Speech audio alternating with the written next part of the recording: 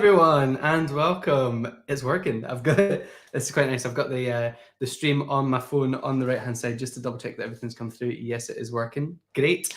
So welcome. We are diving straight in today into the Microsoft Subject series. Today is episode 1 of the series, and we've got was it 8 or 9 different subjects we're going to be having a look at, or different kind of places that your students could be using the Microsoft 365 tools. We're starting today with maths, so we're going to be having a look at using Microsoft Forms and also OneNote as well, and how you can use the Microsoft 365 tools to really kind of bring out your lessons and make everything just that little bit sleeker and more exciting for your students using the Microsoft 365 tools.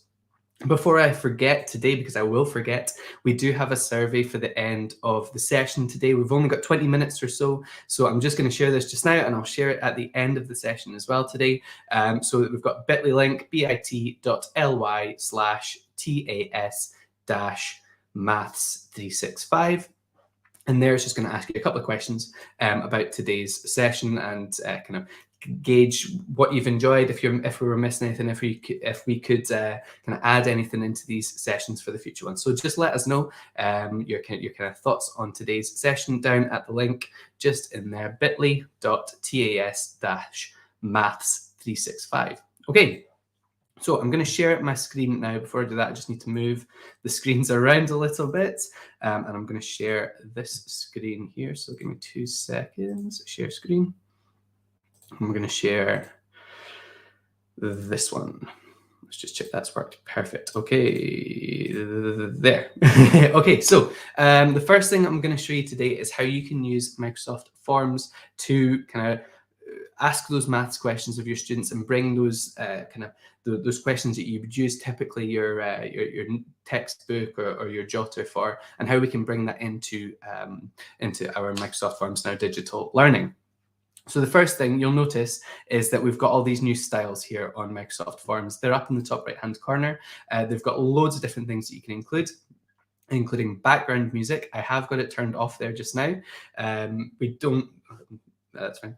I personally don't like the music to be on if I'm having to actually think about the sums that are there. Some of your students might quite like it. I quite like Sea Swell. That's quite a nice wee background music. And we've got loads of different styles that you can include in here. I just went for this one. I thought it looked quite nice and kind of schooly. But you'll notice here we have our maths questions. Now, they're not just simply what is A equals 5 and B12. We do have our actual formulas in here. And I'm going to show you today how you can put them in and how they're going to look for your students. So you can see we've got pi, we've got r, we've got the squared in there. You've got your fractions as well. So how does this look for your students when they're filling it in? Well, if I go to preview, there we go. We can see the different formulas in action, and just how that looks for your students. If they are ever needing to, then they can just kind of click on the questions that are there, or they can type in their answers as well. When they go to type in their answers, they get this scientific calculator. And from there, they can either key in the numbers, or they can use any of these kind of functions here. If you do need to go back to using just kind of a typical keyboard, you can type as well if you're needing to. But we've got our scientific calculator there for the students to use. So how did we put these questions in? If I click on any of these questions to edit it, you'll see up at the top, I've got just my standard question. So I've just typed this in using my keyboard. Then down here, we have our equations. So this is where we get our functions from. To turn this section on, all you need to do is more settings down in the bottom right corner of the question where the 3 dots are, and there you've got your maths options. So I can turn this on or off. So when I turn it off, this is what it looks like.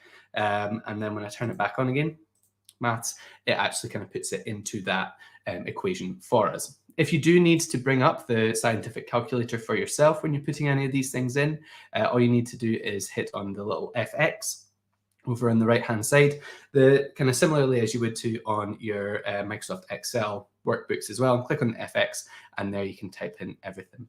You can also get the equations for the questions as well. So in this example here, I've just typed which equation can be used to find the area of a circle. And from there, I've not put in the equation for the students to read. I've put in the equation for the actual answers as well. So if I go add option there, I can type, or I can use the FX to put in the different equations there for the students. So I'm just going to get rid of that. If you were wanting to use Microsoft Forms for your maths questions, you can then on the left-hand side choose which answer is correct. So I've selected 13 for this one because if a squared plus b squared equals c squared, then that's going to be, what is that, like 169 maybe? Can't remember, did it a couple of hours ago. So the answer would be 13. So the students can kind of choose the right answer and get that instant feedback. On the right hand side as well, you can leave a little message for those who choose this answer. So you could say, I understand that maybe you've forgotten to square root that number, or maybe they've kind of chosen the wrong numbers in there. So if you're putting any kind of not trick questions, but ones that you know that they might get wrong on purpose, or not on purpose, but they might get wrong through kind of standard means, then you can fix that just by putting in a little note for them in there as well. We do also have down here, we've got the example of using the text. So we've got the equation up here, and then we've got the text in there for the students to choose the correct answer from.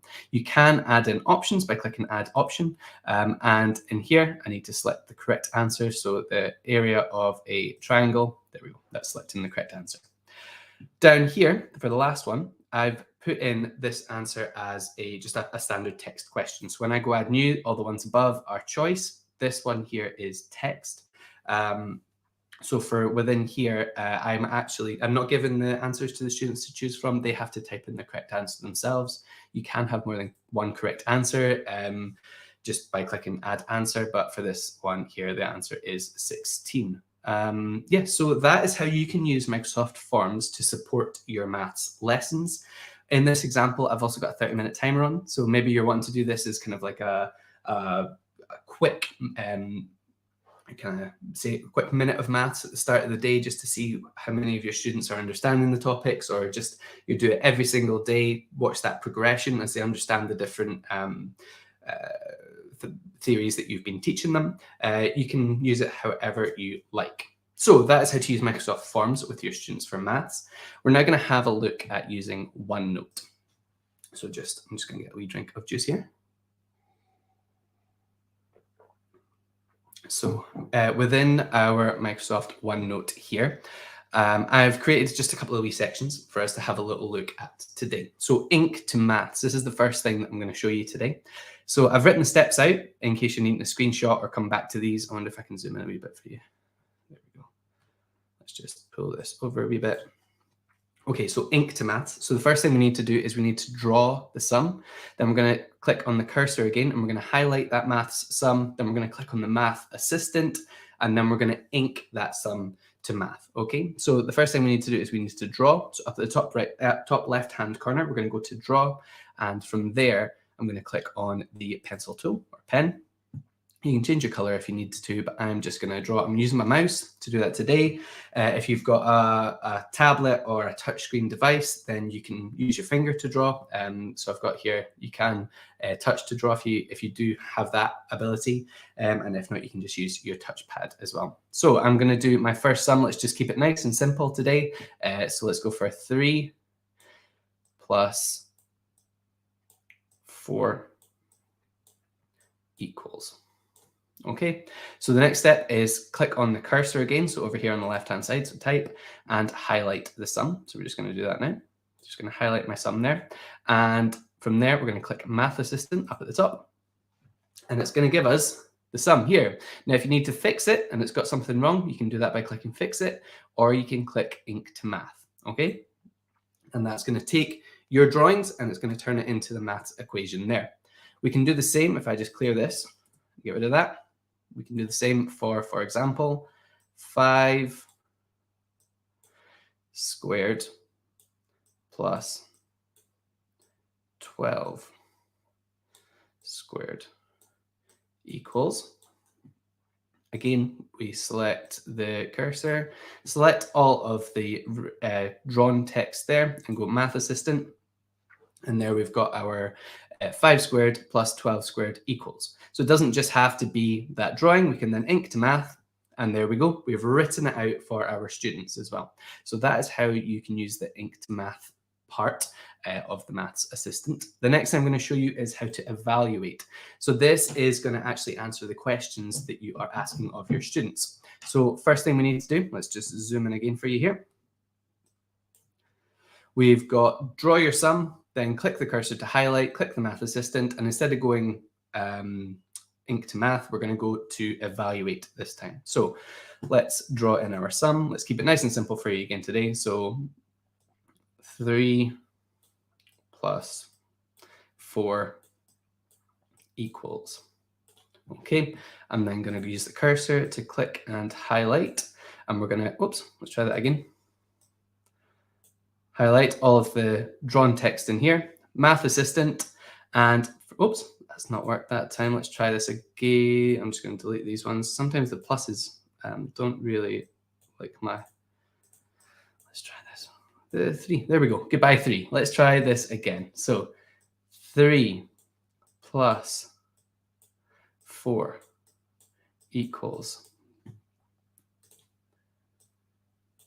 second time round.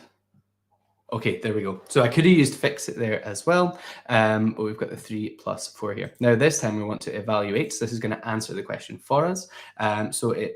The correct answer, 3 plus 4 equals 7. Like we said earlier, you can use this for multiplication. If you're learning, say, about the 2 times table, you could use this. If you're learning how to use square roots or division, you could do it for that as well. But here we've got our show steps. Okay, so so here we can answer the questions, and now we've got the solution steps as well. So it tells us what to do: add 3 and 4 to get 7. On the right-hand side, what's really nice is it will open everything up in Immersive Reader for us as well. So if I click Open Immersive Reader, it's going to read everything out to us. We can change the language. You know, I'm a huge fan of Immersive Reader over here. You can change the language. You can have your picture dictionary as well. Adjust the reading settings so it'll be read out to you. I'm not going to do that today, just because I know we're short on time, and I want to show you one last thing. So we've also then got the ability to generate a practice quiz. So let's just zoom in last time. Come on. And scroll to the top. So we can generate our practice quiz. So if I do for example, I'm wanting to find out about the 2 times table. So let's put 3. Oh my goodness, that 3 times 2 equals. Okay. I'm then going to head to the cursor, select the sum. Oh, let's try that again. Select the sum. There we go. Math Assistant. 3 multiplied by 2 equals, and we're going to select an answer. We can evaluate that. Now down on the right-hand side, it's giving us the correct answer. On the right-hand side, we can generate a practice quiz. So from here, it's going to ask us how many questions we want, and it's going to generate a quiz that is closely associated with the sum that is there. So if you're wanting to find the radius of certain circles, or you're wanting to find the kind of square roots of different numbers, it's going to take what you're doing in that sum and apply it to different questions. So number of questions, let's go for 10 questions. We're going to generate a quiz, and it's going to give us a Microsoft form, if I zoom out a little bit, based on the questions above. So there we go. We've got 4 times 2 in here. So now we can take a sum, something that we're learning about, multiplication, for example, and we can apply that into a Microsoft form, and we don't have to kind of put in that work. It's doing it all for us. This is great if you have any students who are fast finishers. They can generate their own quizzes, and what's nice about these as well is it should self-mark for you. So we've got Immersive Reader for the questions. It's going to tell us to evaluate 4 times 2, so it's going to give us 8. I'm going to just zip through these, give us a couple of answers in here. Oh, it's only given us 4 questions. That's fine. In this example, I'm going to hit submit, and here your students can now see whether they got that answer correct or not. Okay, so it gives them incorrect. It doesn't give them more details, but it does tell them kind of what that correct answer is, and maybe they could go back and have a look at the steps that they've taken to reach that answer. As a teacher as well, because I've generated this, if I head into my Microsoft Forms, on the left-hand side, there we go, we've got practice maths quiz.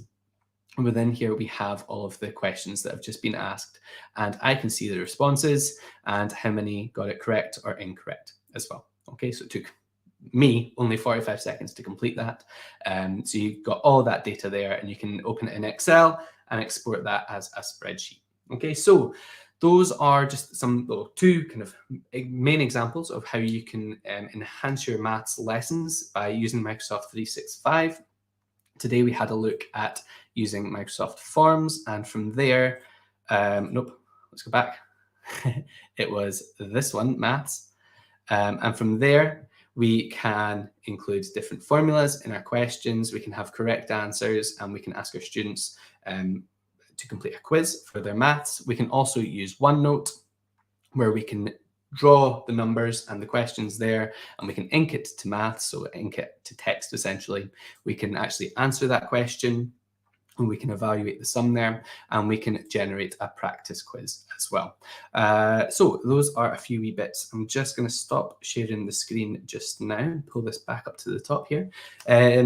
Thank you so much to everybody who has been watching. It's a really quick session. I'm excited for these, the Microsoft subject series, because they're nice and quick. It's just 20 minutes.